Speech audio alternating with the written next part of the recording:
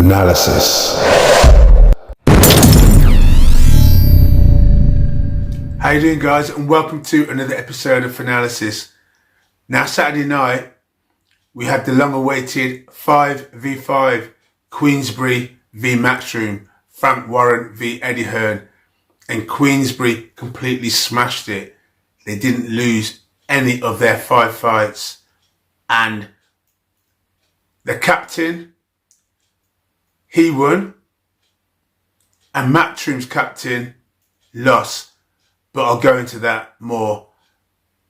Queensberry won 10-0.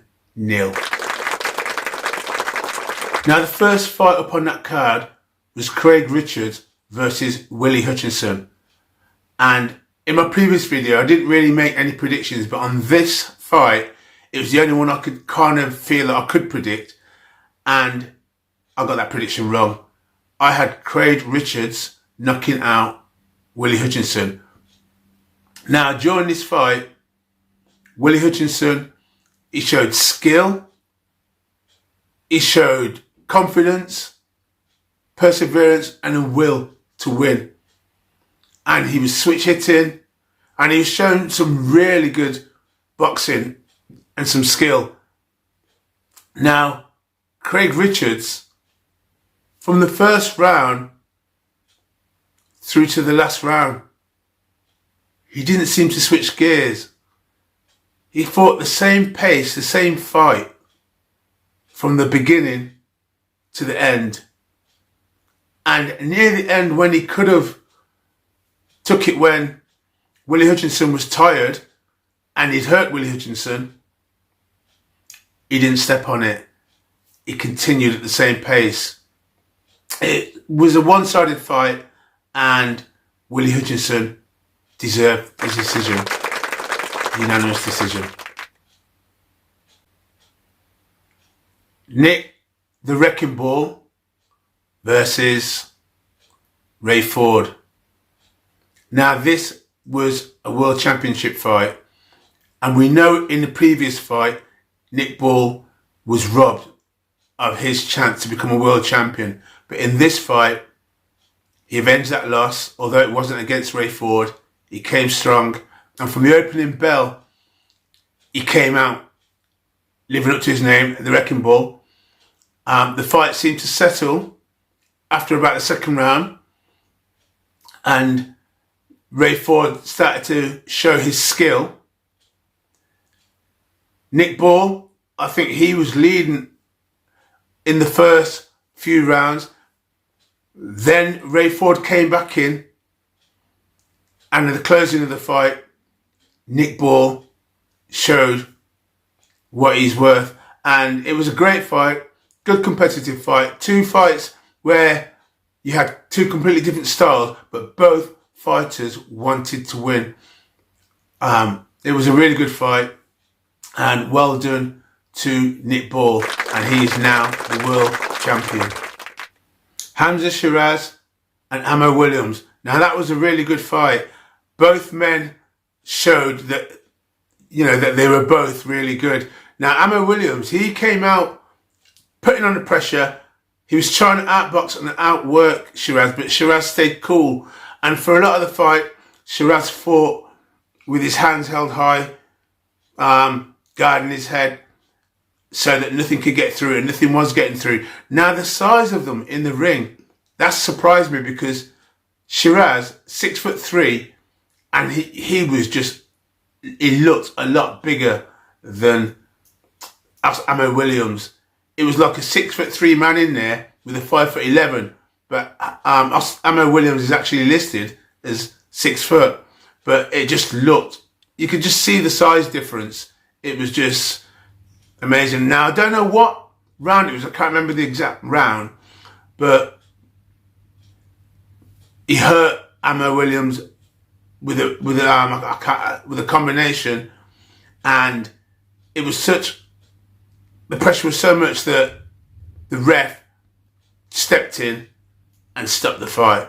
Well done to Hamza Shiraz. Daniel Dubai versus Philippe Hrgovic. Now, all through the press conference, the weigh-in, Hrgovic had that arrogance about him, that confidence about him, and said that he was going to smash Daniel Dubois. And if he couldn't smash him and couldn't beat him, he was going to retire.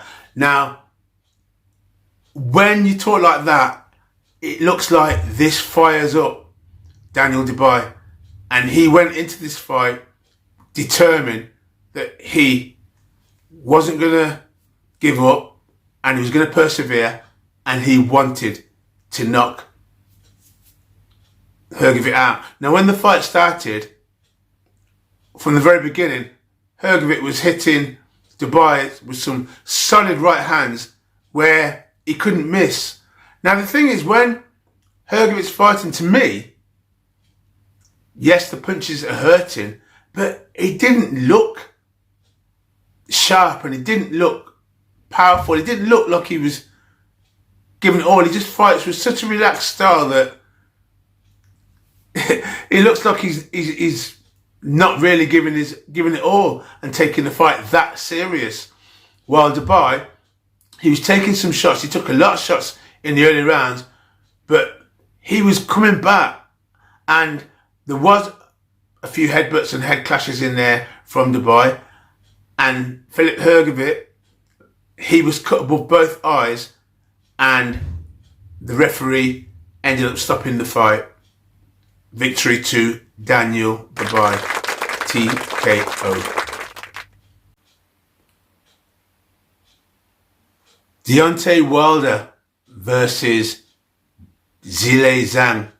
Now, this was the battle of the two big hitters. Alabama power versus Chinese power. And if I'm honest, this fight, I found it boring. And for me, both fighters came out tentative. Both of them not willing to throw their power shot. And I think at one stage, it said in the fight that they were throwing around 3 punches around. It was not an exciting fight, and it wasn't good to watch. Okay, yes, Zhilei Zhang got the job done.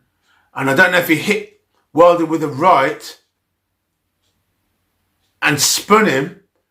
And as he was, I think it was a left he hit him with, or a right, and spun him. And as he spun round, Wilder didn't know where he was, but he was still on his feet. And then he got caught as he was spinning round. He got caught with a shot, flush on, put him on. And to be fair, he was on the floor.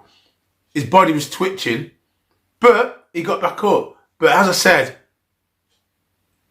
I know a lot of people are saying Zhang, they like saying Zhang's back, and that's what people do. After a performance, they say Zhang's back. Joseph Parker beat both these guys, and this was the battle of the two losers from the last fight, and both of them getting on in years. Zhilei Zhang 40, Wilder nearly 40, and they should have both, from the beginning, had more confidence and gone and made this an exciting fight. But it was a boring fight. I didn't enjoy it. Yes, we got a knockout, and it completed the complete wipeout of Matchroom by Queensberry. So well done to Queensberry on getting a full house on this card. Now, for me, it was the best fights were Nick Ball and I would say Daniel Dubois. So Nick Ball versus Ray Ford and Daniel Dubois versus Hrgovic. They were probably the best fights on the card. The points were doubled up for Shiraz because he was the captain. And with Wilder losing, the points were doubled up for Zhang. I believe that was the case. So it was like 5 fights won, 5-0, but there was 10 points in total. So all in all, it was a pretty good card, and the only fight I didn't really like on there was the Wilder and Zhang fight. Now, a fight which was meant to be at one stage a headliner if Beterbiev didn't pull out, hurting his meniscus, well, injuring his meniscus, was the Bivol v Beterbiev. Now, Bivol, the guy who was fighting Malik Zanid, well, Malik Zanid, he came in, he's unbeaten, and he put in a good performance. He was jabbing, showing some positive work, although when he did jab, he tended to jab and then stand there looking, and then jab, then stand there looking. And it did pose a few problems for Bivol at the beginning, but Bivol worked him out, knocked him down in the first round, and then stopped him, I think it was around the 6th. Bivol, he's Bivol. He said he can't wait around for the Beterbiev fight. So I don't know what his next move is, but he won his fight, and well done to him. Well, guys, I enjoyed the card, and I hope you guys did. Peace.